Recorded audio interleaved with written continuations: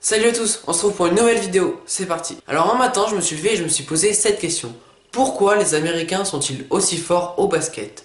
Je me suis demandé s'il y avait des raisons particulières, si ça n'arrivait que dans ce sport-là qu'un pays surdomine totalement toutes les compétitions internationales, si les États-Unis dominaient le basket depuis la création du basket. Nous allons voir tout ça dans cette vidéo, c'est parti.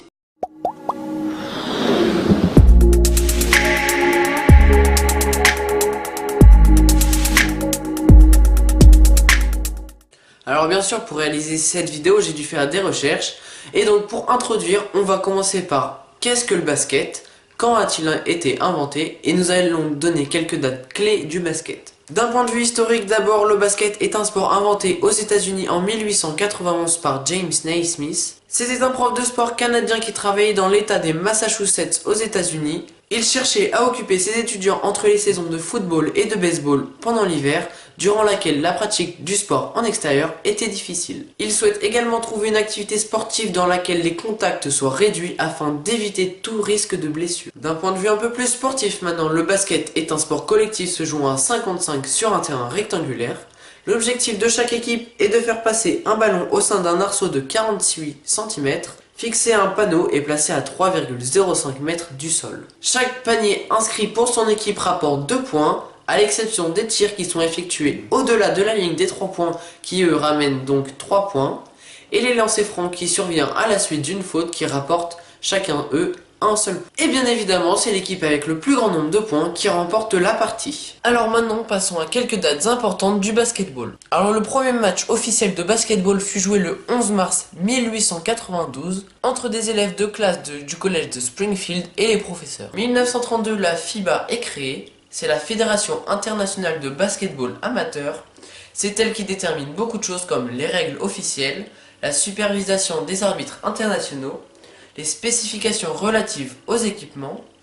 Bien sûr, elle réglemente également le marché des transferts et enfin, elle organise toutes les compétitions internationales. C'est en 1936 que le basketball devient sport olympique et dès la première apparition du basket au JO, les États-Unis remportent le tournoi. Cependant, les scores étaient bien différents qu'à nos jours, puisque les États-Unis s'étaient imposés sur un score de 19 à 8. En 1946, la National Basketball Association est créée, plus connue sous le nom de NBA. De grands joueurs de basketball éclosent, ce qui contribue à l'accroissement de la popularité du basketball aux États-Unis, qui deviendra sport national quelques temps après. Le premier championnat du monde apparaît en 1950 en Argentine, où c'est l'équipe d'Argentine qui s'impose. 3 ans plus tard, le championnat du monde féminin apparaît en 1953 au Chili, et cette fois-ci, c'est les États-Unis qui s'imposent. C'est pendant les années 1960 que le basketball traditionnel est révolu. De grands joueurs prennent les devants de la NBA comme Michael Jordan, qui est considéré comme le meilleur joueur de tous les temps, et Wilt Chamberlain.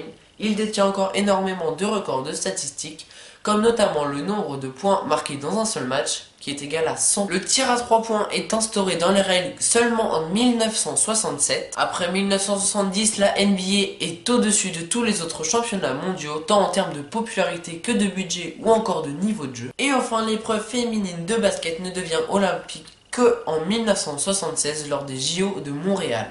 On voit bien déjà que dans toutes ces dates, les États-Unis sont omniprésents dans l'histoire du basket. Donc on pourra se dire comme moi avant d'avoir effectué des recherches que les États-Unis ont toujours été devant toutes les équipes nationales à l'échelle internationale et donc ça soit normal qu'à ce jour, ils dominent tout le monde à l'échelle internationale, aussi bien chez les hommes que chez les femmes. En revanche, ce n'est pas le cas. Jusqu'aux années 1955, les États-Unis brillaient et remportaient toutes les compétitions internationales. À partir des années 1954 pour les hommes et 1957 pour les femmes, les États-Unis n'ont plus jamais gagné aucun trophée. Il a fallu attendre 1979 chez les femmes et 1986 chez les hommes pour attendre que les États-Unis reviennent sur le podium d'un championnat du monde de basketball. Malgré ce passage à vide, les Américaines, depuis 1979, ont quand même 7 titres de championne du monde et 8 titres olympiques. Et les hommes, depuis 1986, ont 4 titres de champion du monde et 7 titres olympiques. Vraiment, moi, la question que je me posais, c'était pourquoi y a-t-il cette domination des États-Unis depuis ces 30 dernières années? Et j'ai cherché, il y a bien des raisons. C'est parti.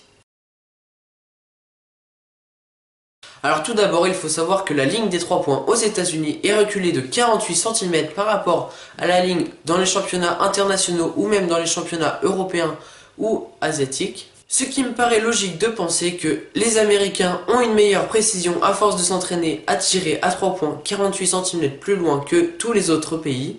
Et donc les États-Unis mettent beaucoup plus de paniers à 3 points lors des compétitions internationales que les autres pays et donc gagnent plus de points dans un match et donc battent leurs adversaires, logiquement. J'en déduis que l'avantage des États-Unis par rapport aux autres pays est l'avantage de la ligne des 3 points qui est plus avancée que dans leur championnat. Alors ce qu'il faut savoir en deuxième partie, c'est que le basketball est un sport ultra médiatisé et ultra populaire aux États-Unis. Donc les jeunes dans les quartiers défavorisés préfèrent jouer au basket plutôt qu'au football ou encore au rugby. Donc ils passent leur temps à jouer au basket, donc ils s'entraînent et deviennent des champions. Ce qui n'est pas le cas dans les autres pays du monde puisque les enfants dans les quartiers défavorisés préfèrent jouer à d'autres sports. Donc aux États-Unis, c'est le seul pays où les enfants dans les quartiers défavorisés s'entraînent tous les jours au basket, donc favorise la production de graines de champions. Et donc certains deviennent des stars de NBA et des stars internationales avec la Dream Team. Bien sûr, je peux citer des stars de NBA qui sont sortis de leur quartier défavorisé et qui jouaient tous les jours au basket grâce à la popularité et à la médiatisation du basketball aux États-Unis. Il y a par exemple Rose, James, Hardaway, Butler, Payton, etc. Et enfin, la dernière raison, c'est l'endurance physique. Et oui, puisque les Américains en NBA jouent des matchs de 4 fois 12 minutes, soit 48 minutes, et dans tous les autres championnats, c'est des matchs de 4 fois 10 minutes, soit 40 minutes. C'est la même chose dans les championnats internationaux, les matchs ne durent que 40 minutes, ce qui m'amène donc à penser que les Américains sont prêts à jouer des matchs de 48 minutes, donc sur 40 minutes, un temps réduit, ils peuvent se donner plus à fond que les autres pays qui savent durer, qui s'entraînent à jouer que des matchs de 40 minutes, ce qui est normal pour eux, mais les Américains, ça leur paraît plus facile. Donc ce qui m'amène à penser que les Américains sont plus frais à la fin du match que les autres, et donc c'est donc plus facile pour eux de battre leur adversaire. Tous ces facteurs font en sorte que la surdomination des États-Unis paraît expliquée. Cependant, vous allez me dire, en NBA il n'y a pas que des Américains, il y a aussi quelques Européens et d'autres joueurs d'autres pays. Et c'est vrai, cependant, prenons pour exemple cette saison, il n'y a que 113 joueurs étrangers répartis dans 41 pays différents, ce qui fait en moyenne 2,7 joueurs par pays. Ce qui n'est donc pas assez pour former une équipe de 5 joueurs, qui ne peut donc pas rivaliser avec les Américains, qui peuvent former jusqu'à 4 équipes compétitives par rapport aux autres pays. J'ai donc trouvé des réponses à ma question. Dites-moi en commentaire si ce type de vidéo vous a plu et posez-moi vos questions afin d'en faire les prochaines vidéos. D'ici là, vous pouvez vous abonner en cliquant sur le bouton juste ici. Vous pouvez aussi liker et partager. Et moi je vous dis à bientôt. Ciao!